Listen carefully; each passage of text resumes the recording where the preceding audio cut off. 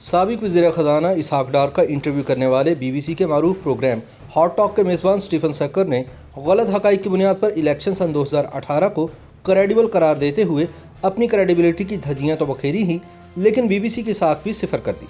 اپنے انٹرویو میں اسحاق ڈار کا پوسٹ مارٹم کرنے والے بی بی سی کے میزبان نے یورپی یونین کی انتخابی مشن کی رپورٹ کا غلط حوالہ دے کر اسحاق ڈار کو جھوٹا ثابت کرنے کی کوشش کی اور یہ تاثر دیا کہ پاکستان میں پچھلے انتخابات صاف اور شفاف طریقے سے ہوئے تھے۔ تاہم تحقیقات سے پتہ چلتا ہے کہ 91 صفحات پر مشتمل یورپی یونین کی انتخابی مشن کی رپورٹ میں کہیں نہیں لکھا کہ سن 2018 کے انتخابات کریڈیبل تھے۔ سٹیفن کا موقف غلط ثابت ہونے کے بعد بی بی سی جیسے بڑے نشریاتی ادارے کی ساکھ داؤ پر لگ گئی ہے اور ناقدین یہ سوال کر رہے ہیں کہ ہاٹ ٹاک جیسا اہم پروگرام کرنے والے صحافی نے فراڈ قرار دیے گئے سن 2018 کے انتخابات کو کیسے کریڈیبل قرار دے دیا۔ مسلم لیگ نون کے مرکزی رہنما اور سابق وفاقی وزیر خزانہ اسحاق ڈار کے بی بی سی کو دیے گئے حالیہ انٹرویو کے آج کل ہر جگہ چرچے ہیں۔ اس انٹرویو کے چھوٹے چھوٹے کلپس بنا کر حکمران جماعت تحریک انصاف کے آفیشیل سوشل میڈیا اکاؤنٹ سے بھی شیئر کیا گیا ہے، جن میں کہا جا رہا ہے کہ اسحاق ڈار کو پروگرام کے میزبان سٹیفن ساکر نے اپنے سخت سوالات سے لاجواب کر دیا۔ اس انٹرویو کے 2 سوالات کو بہت زیادہ شیئر کیا جا رہا ہے، جن میں سے ایک سوال سن 2018 کے انتخابات کے حوالے سے ہے اور دوسرا اسحاق ڈار کی جائیداد سے متعلق ہے۔ پروگرام میں اسحاق ڈار جب سن 2018 کے انتخابات کی شفافیت پر سوال اٹھاتے ہیں تو میزبان سٹیفن ساکر کہتے ہیں کہ یورپی یونین کی انتخابی مشن کی رپورٹ میں الیکشن سن 2018 پر اعتماد کا اظہار کرتے ہوئے کہا گیا تھا کہ یہ انتخابات قابل اعتبار تھے۔ تاہم تحقیقات سے پتہ چلتا ہے کہ 91 صفحات پر مشتمل یورپی یونین کی جائزہ رپورٹ میں کہیں یہ نہیں لکھا کہ سن 2018 کے انتخابات کریڈیبل تھے۔ خیال رہے کہ یورپی یونین الیکشن آبزرویشن مشن کی سن 2018 کے انتخابات کا مشاہدہ کرنے والی 70 رکنی ٹیم نے انتخابات کے دن پنجاب، سندھ، خیبر پختونخوا اور اسلام آباد میں مجموعی طور پر 113 حلقوں میں 476 پولنگ اسٹیشنز کا مشاہدہ کیا، جبکہ سیکیورٹی وجوہات کی بنا پر یہ ٹیم بلوچستان میں کسی بھی پولنگ اسٹیشن کا مشاہدہ نہیں کر سکی تھی۔ اس مشن نے اکتوبر سن 2018 میں حکومت پاکستان کے ساتھ اپنی حتمی رپورٹ شیئر کی، جس میں انتخابات کے حوالے سے مشاہدے سمیت حکومت کو آئندہ انتخابات کو مزید بہتر بنانے کے لیے تجاویز بھی پیش کی گئی۔ 91 صفحات پر مشتمل اس رپورٹ میں کہیں نہیں لکھا کہ سن 2018 کے انتخابات کریڈیبل تھے،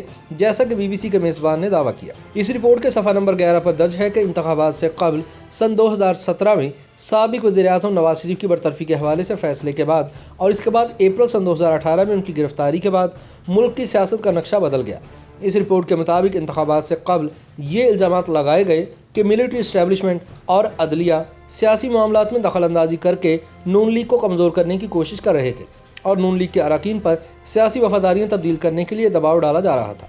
انتخابات سے قبل میڈیا کوریج کے حوالے سے اس رپورٹ میں درج ہے کہ بہت سے میڈیا کے اداروں بالخصوص جیو اور ڈان اور بعض صحافیوں کے حق اظہار رائے کو دبایا جاتا رہا اور ان کو سینسرشپ کا کہا جاتا رہا۔ رپورٹ کے مطابق مجموعی طور پر یہ دیکھا گیا کہ مختلف اسٹیٹ ایکٹرز کی جانب سے ایسے حربے استعمال کیے گئے تاکہ انتخابات سے قبل سیاسی بیانیوں کو کنٹرول کیا جا سکے اور سویلین بالادستی کو فوقیت مل سکے۔ سیاسی جماعتوں کی کوریج کے حوالے سے رپورٹ میں لکھا گیا ہے کہ تمام سیاسی جماعتوں کو ایک جیسی کوریج نہیں دی گئی۔ اس رپورٹ میں بتایا گیا ہے کہ الیکشن کمیشن آف پاکستان کی درخواست پر 3,70,000 سے زائد فوجی اہلکار ملک بھر کے پولنگ اسٹیشنوں کے اندر اور باہر تعینات کیے گئے تھے، جنہیں الیکشن کمیشن آف پاکستان کی جانب سے باقاعدہ ٹریننگ بھی دی گئی تھی۔ یورپی یونین مشن نے رپورٹ میں اس بات پر تشویش کا اظہار کرتے ہوئے لکھا کہ فوجی اہلکاروں کی پولنگ اسٹیشنز کے اندر موجودگی سے ووٹوں کی گنتی اور نتائج میں مداخلت کا امکان تھا، جبکہ کچھ پولنگ اسٹیشنز پر یہ دیکھا گیا کہ پریزائڈنگ افسر نہیں بلکہ فوجی اہلکار پولنگ اسٹیشن کے انچارج تھے۔ یورپی یونین کے مشاہدین نے بعض پولنگ اسٹیشنز پر یہ بھی دیکھا کہ فوجی اہلکار یا تو انتخابی عمل میں مداخلت کر رہے تھے یا پارٹی ایجنٹس پر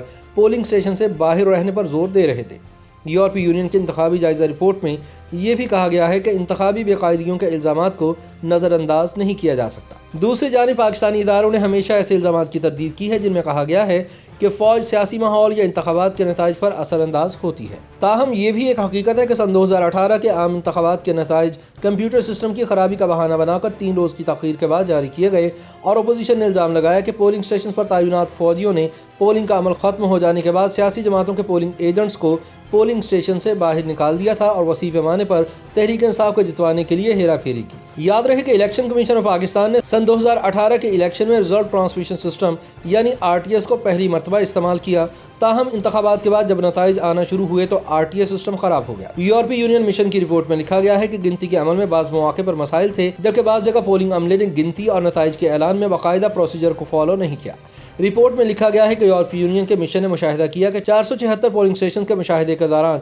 आधे के नताइज बाहर नहीं निकाले गए, जिससे पता चलता है कि गिनती और नताइज के अमल की शफाफियत बेहतर नहीं थी, जबकि बहुत से मौके पर गिनती के दौरान पार्टी एजेंट्स मौजूद ही नहीं थे। रिपोर्ट के मुताबिक इलेक्शन कमीशन ऑफ पाकिस्तान ने आरटीएस सिस्टम की खराबी के बाद होने वाली धांधली के इल्जामात के मुअस्सर जवाब नहीं दिए और न ही ये बताया कि आरटीएस सिस्टम क्यों खराब हुआ था। ताहम रिपोर्ट के मुताबिक इलेक्शन कमीशन ऑफ पाकिस्तान ने एक मौके पर यह बताया था कि नया सिस्टम नादरा की जानिब से बनाया गया और इसको पहले टेस्ट नहीं किया गया था। ताहम कमीशन ने काबीना को दरख्वास्त की थी कि इंक्वायरी कमीशन बनाकर इसकी तहकीकात की जाए। आम इंतखाबात सन 2018 के बाद 27 जुलाई को यूरोपीय यूनियन के इलेक्शन मिशन के नुमाइंदों ने इस्लामाबाद में इंतखाबी मुशाहिदे के बाद प्रेस कॉन्फ्रेंस का इनेकाद किया, जिस दौरान इस मिशन के सरबराह माइकल गालर ने अपनी रिपोर्ट का मुख्तसर खुलासा पेश किया। इस प्रेस कॉन्फ्रेंस के हवाले से जारी करदा प्रेस रिलीज में भी कहीं पर यह नहीं लिखा कि सन 2018 के इंतखाबात क्रेडिबल थे और ना ही इसमें यह लिखा गया है कि ये इंतखाबात बिल्कुल शफाफ तरीके से कराए गए। इन हक़ाइक़ से पता चलता है कि बीबीसी के एंकर पर्सन स्टीफन सॉकर ने इसहाक डार का इंटरव्यू करते हुए पाकिस्तान में होने वाले